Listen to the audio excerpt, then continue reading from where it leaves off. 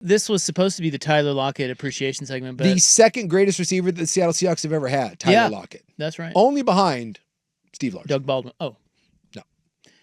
No. Doug Baldwin is fourth, actually, because I had to look this up. Yeah, so I wondered if you looked this up, because I did too. Yeah, because I knew Lockett would be up there. Yeah. And I was wondering if Lockett, I was like, I don't think he got Largent, because I think I would have heard had he become the all-time leading receiver. And he's not. Largent's numbers are ridiculous. He's got 13,000 yards, and Lockett's 8,500. But it's actually Brian Blades is third, then Doug Baldwin. Yeah, so number 2 all-time in Seahawks history in receiving yards is Tyler Lockett. Yes. Number 6 is DK Metcalf. Yeah. So it goes Largent, Lockett, Blades, Baldwin, Darnell Jackson, DK.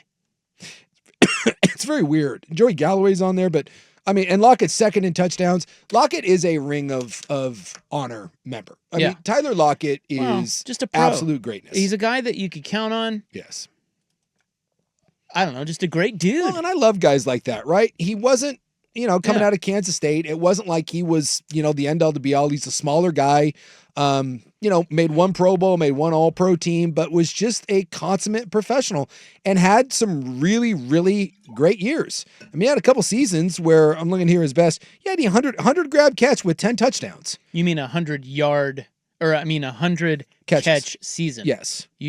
We're killing it today. Did I say 100 yards season? You said 100 grab catch. God bless America. Well, I'm still thinking about cursing at Casey Anthony. I do knew that. He had 100 catches. No, there don't. 10 touchdowns. He was great. I think sometimes like guys of his stature just get overlooked in the NFL. And if you weren't a Seahawks fan, maybe you didn't pay any attention to Tyler Lockett. But if you were a Hawk fan, you knew. Yeah, you knew how good he was. He was a pro, man. Yes. Reliable. Yes. And I'd take him any day of the week over. We are doing great over today. DK Metcalf. Are you thinking about cursing at Casey Anthony too?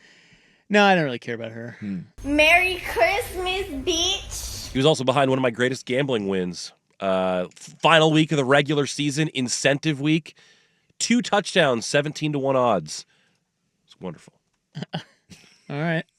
Is that what you... Thanks for that. I like that. That's how I will remember Tyler Lockett, that he cashed 17-1 with 2 touchdowns against the Cardinals on the last day of the regular season. It makes me happy that Buck's entire world revolves around his big gambling wins. Decent money that day. Yeah. So who is your worst, like who do you hate most because they screwed you in betting? Ooh, that's a good question. I don't know that I have like a betting vendetta right now, like this season. Orlando Magic. I can't every time I bet them. Is it possible that you may need counseling if you're consistently betting? Because that leads me to believe that you haven't bet on them once or twice, that is a continual thing. It's like 3 times in the last month. Well, yeah. I mean, 0-3. You can't get a read on the Magic. Hey, guess what? Neither can I. You know why? I don't watch them. This is once when Travis Demers once asked me about a Washington State Gonzaga basketball line. And, no. I thought it was preseason NBA. Well, that too, but no, it was a non-conference Washington State Gonzaga basketball line, and I do believe that there was a preseason game in there too.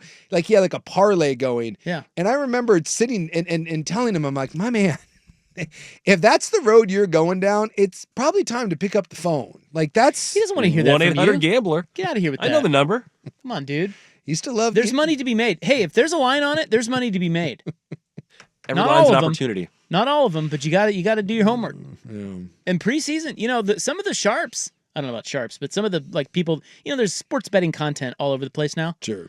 A lot of them, I consume all of it. Whatever you call those people, they will tell you that there is a lot of money to be made in preseason. There's advantages. Well, I do bet on preseason. Yeah, that's why Suke bets the Ravens. That's the only preseason bet I have ever laid. If you're following it, because it's about who plays and you got to pay attention. Yeah. Then of course that loses 95% of bettors right there because what? I have to pay attention. It's not just free money. My buddy sends me these horrific, Instagram clips, and it's always that's the IG, bro. Yeah, he sends me the IG clips, and it's always, we should be sleeping, but it's 2 a.m. and we're currently gambling on, and then, it's a clip of some sort of athletic competition that you're just like, oh my God, this is a real thing. Once I start doing the overnight table tennis, you guys can come and get me. I'm telling you, the stuff he sends me is way worse than the overnight table tennis thing. There's some special Olympic events going on. There's some stuff from the Far East and just some of the rando sports that are out there. And then you think to yourself, someone does have action on this somewhere. Hey, and guess what? They probably have value. You can find value in a lot of different types of betting. Yeah. JC babes. Yes, you can. Get on board, bro. It's the way to live. Well, Buck and I are on board. We bet on TGL. That's right. Yeah, it's a blast. It's a bit disturbing. And we're kicking ass at it. Are you? We won again last. That's yes. right. Every time I turn around, Buck's cursing at the TV. You don't hear me cursing when we're winning. Yeah. See, that's the thing about sports betting. Or too, actually, you do. You never really. Yeah, nobody likes a bet bragger. You go, yeah, I won that bet. Yeah, well, how about the other 8 you lost? But we're pretty good about that around here. Yeah. Whereas, so Buck, he won't often tell you when he wins. Yeah. But you will know it when he's when I'm getting down. screwed. Yeah.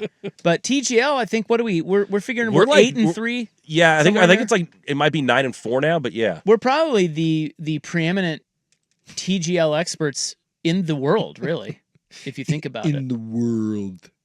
But we give out our picks for free. Yeah. 'Cause that's just kind of the guys we are. Well, at the end of the day, we wish you all the best, Tyler Lockett. Yeah. And Seahawk Your greatness. legend. Greatness. Yes. And we will miss ye. Good luck in the heavens. I think I wonder if he walks away because he's still got some juice left in the tank. But I looked it up. He was set to count $31.9 million against the cap this year had they kept him. That would have been the 4th highest cap number for a receiver. Hence, we all knew that Tyler Lockett was about to be no more.